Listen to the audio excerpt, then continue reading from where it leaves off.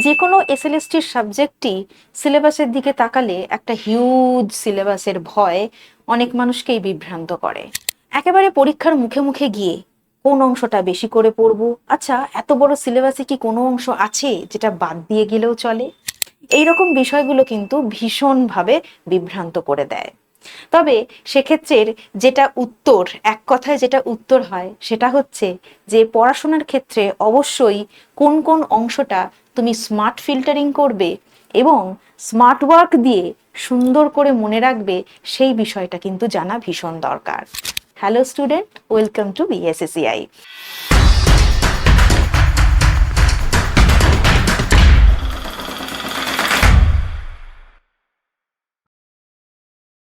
আজকে আমরা এই এসএলএসটি হিস্ট্রির হিউজ সিলেবাসের মধ্যে থেকে কোন অংশটা পড়ব, বা পড়তে পড়তে পার্টিকুলার কিছু অংশ কি এড়িয়ে যাওয়া সম্ভব, যদি এড়িয়ে যাই সেটা কিভাবে এড়িয়ে যাব, সেই বিষয় নিয়ে একটু আলোচনা করার চেষ্টা করব। প্রথমেই বিষয় ভিত্তিক আমরা অংশে ঢুকবো, অর্থাৎ কিনা আমাদের ইতিহাসের যে তিনটি বিভাগ থাকে, প্রাচীন, মধ্য এবং আধুনিক, এই তিনটি অংশের মধ্যে থেকে কি কিভাবে স্মার্ট ওয়ার্ক করা যায় বা স্মার্ট ফিল্টারিং করা যায় সেটা জানার চেষ্টা করব। প্রথম প্রশ্ন কি আছে, প্রাচীন ভারতের বিশাল সিলেবাস থেকে স্মার্টলি কি কি পড়বেন? তার উত্তরে প্রথমেই যেটা বলবো যে জটিল দার্শনিক তত্ত্ব পড়ার দরকার নেই, বরং ফোকাস করতে হবে অর্থনীতি, সভা সমিতির পার্থক্য, এই সমস্ত জায়গাগুলিতে। আমরা দেখেছি যে প্রাচীন বৈদিক যুগে প্রচুর বৈদিক যে সাহিত্য থাকে তার দার্শনিক ব্যাখ্যা থাকে, তার উৎপত্তিগত দার্শনিক ব্যাখ্যা থাকে, সেগুলি তত্ত্ব থাকে এবং থাকে বিভিন্ন জটিল যাগযজ্ঞ, ধর্মীয় আচার আচরণ পদ্ধতি ইত্যাদির বর্ণনা।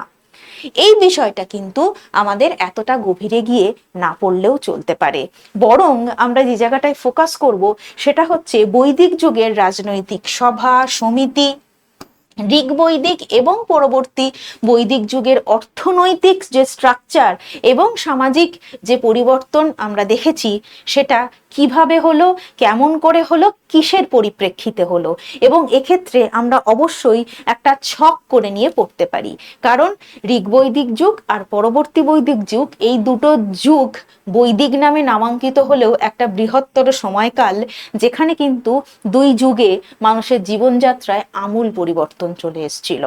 সেই পরিবর্তনগুলোতে আমরা এখানে স্মার্টলি নজর রাখবো, ছকের মাধ্যমে আমরা ডেটা তুলে। এবার চলে আসি সুলতানি যুগে। মধ্যযুগ ও সুলতানি মুঘল আমলের কোন ফাঁদে পা দেবেন না? বাহ, প্রশ্নটা বেশ ভালো। উত্তরে কি বলতে পারি, সেটা হচ্ছে ছোটখাটো যুদ্ধের সাল মুখস্থ করা বন্ধ করা যেতে পারে। যেমন বিভিন্ন ছোটখাটো যুদ্ধ, যদি বলি যে আলাউদ্দিন খলজির দাক্ষিণাত্য বিজয় তো খুব গুরুত্বপূর্ণ অংশ, কিন্তু তার উত্তরাধিকার দ্বন্দ্বের ক্ষেত্রে তাকে অনেক ছোট ছোট যুদ্ধ করতে হয়েছিল, অনেক বিভিন্ন ঘটনা ঘটেছিল, সেইগুলোর পুঙ্খানুপুঙ্খ বিবরণ বা তথ্য মুখস্থ রাখার দরকার নেই। আমরা একেবারে গুরুত্বপূর্ণ যে যুদ্ধ এবং সেগুলোর সাল তারিখ সুন্দরভাবে মনে রাখবো এবং মনে রাখবো তার আগে পরের ঘটনা, কারণ আমাদের ক্রোনোলজিক্যাল অর্ডারে যুদ্ধগুলোকে সাজাতে দেওয়ার প্রশ্ন আসতে পারে। তাই খুবই ছোটখাটো জিনিসের সাল তারিখ আমরা স্কিপ করতে পারি। অন্যদিকে বলবো যে আমাদের বিভিন্ন শাসকদের সময়ের প্রশাসনিক অবস্থা, প্রশাসনিক স্ট্র্যাটেজি, যেমন শের শাহের সংস্কার, আকবরের মনসবদারি প্রথা, সুলতানি আমলে ইকতা ব্যবস্থা, এই সমস্ত ব্যবস্থাগুলো গ্রহণ করার পরিপ্রেক্ষিতে কি কি সামাজিক পরিবর্তন এসেছিল, সেখানে উন্নতি হয়েছিল, বা যদি কিছু গলত হয়ে থাকে সেটা কেন হয়েছিল, এই ধরনের ব্যাখ্যাগুলোতে আমরা কিন্তু মনোনিবেশ করব। এবং তার সাথে বিভিন্ন স্থাপত্য সংস্কৃতিগুলো সংক্রান্ত বিষয় কিন্তু স্মার্ট ওয়ার্কের মতো করে আমরা তালিকা করে পড়ব, যাতে করে আমরা মনে রাখতে পারি পার্টিকুলার একটি স্থাপত্য শৈলী কে বানিয়েছিলেন, কোন সময় বানিয়েছিলেন, কেন বানিয়েছিলেন, এবং কোন ধরনের স্থাপত্য শৈলীর অনুকরণ সেখানে ঢুকেছে। এইগুলো তালিকা করে পড়লে পরে কিন্তু আমরা দীর্ঘদিন মনে রাখতে পারবো নির্ভুলভাবে। এবার চলে আসি আধুনিক ভারতে। আধুনিক ভারতে বিভিন্ন রকমের কৃষক এবং উপজাতি বিদ্রোহ আমাদের মনে রাখতে হয়। কতটা গভীরে গিয়ে মনে রাখবো বা কি উপায়ে সঠিকভাবে মনে রাখা যায়, সেক্ষেত্রে বলবো আমরা এই বিভিন্ন ধরনের যে কৃষক উপজাতি বিদ্রোহগুলো হয়েছিল তার একেবারে গভীরকারের যে ইতিহাস পুরো একেবারে বর্ণনা মুখস্থ সেটা বাদ দিয়ে আমরা 3টে স্টেজে ডেটাটাকে খাতায় লিখতে পারি। সেটা কিরকম, যদি ধরে নিই চুয়ার কোল ভিল এইরকম সব বিদ্রোহগুলোর সাল তারিখ কি ছিল, সেই বিদ্রোহের নেতা কারা ছিলেন, কোন অঞ্চলে বিদ্রোহ হয়েছিল এবং সেই বিদ্রোহ ঘটার কারণ কি ছিল এবং বিদ্রোহের ফলে কি হয়েছিল, এই বিষয়গুলোতে আমরা ফোকাস করব।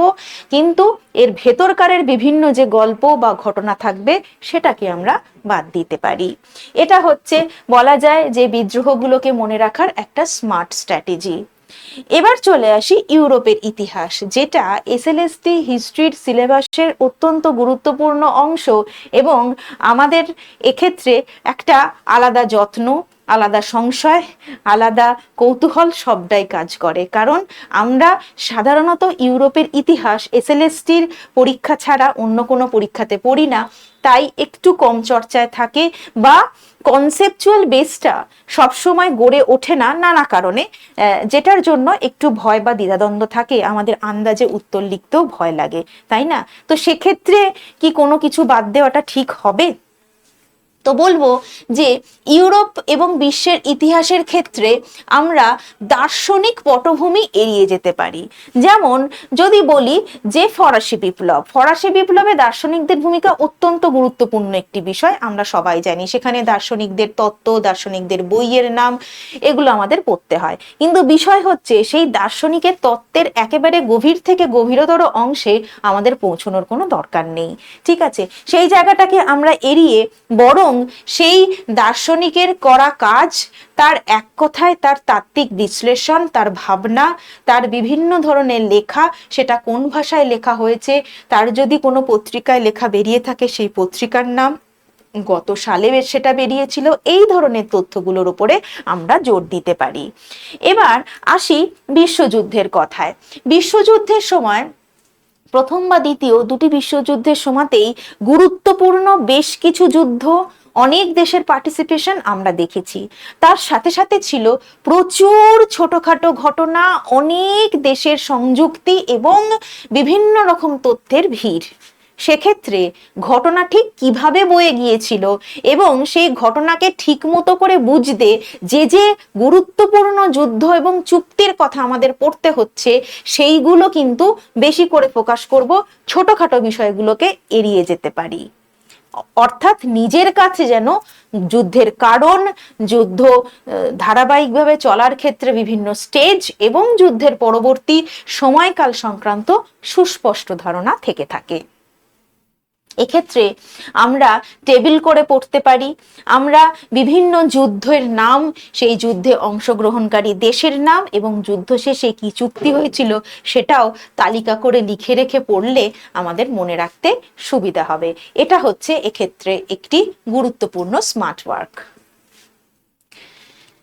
এবার যদি বলি যে সামগ্রিকভাবে আমাদের কি মাথায় রেখে এগোতে হবে, তাহলে বলবো যে যে চ্যাপ্টারে আপনি পড়ুন না কেন সেক্ষেত্রে ওয়ান লাইনার মুখস্থের ওপর কিন্তু আপনি জোর দেবেন না। আপনি যদি পড়েন যে কোনো একটি রাজার রাজত্বকাল, সেক্ষেত্রে সেই রাজার নতুন কি নীতি এনেছিলেন বা তার অর্থনৈতিক স্ট্র্যাটেজি কেমন ছিল, সেটা যেরকম আমি ঘটনার ভেতর থেকে এক কথায় বার করে নেব, ঠিক সেই রকমই কোন ঘটনা আগে আর কোন ঘটনা পরে ঘটেছিল সেটার একটা ধারণা নিজের কাছে সুস্পষ্ট রাখবো।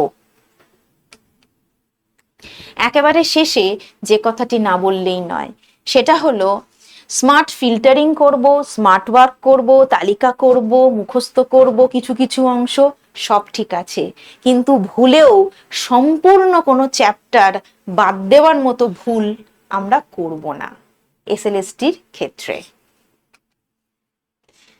বিএসএসসিআই তে এখন চলছে এসএলএসটি টিচিং ফাউন্ডেশন ব্যাচ। আপনারা যারা প্রস্তুতি নিতে চাইছেন তাদেরকে জানিয়ে রাখি যে বিএসএসআইতে শুধু এসএলএসটি হিস্ট্রি নয়, হিস্ট্রির পাশাপাশি আছে বিভিন্ন বিষয় যেরকম বাংলা, ইংলিশ, সংস্কৃত, জিওগ্রাফি, ফিলোসফি এবং এডুকেশন। এই প্রতিটি ব্যাচেরই ক্লাস শুরু হয়ে গিয়েছে 1 জুলাই থেকে।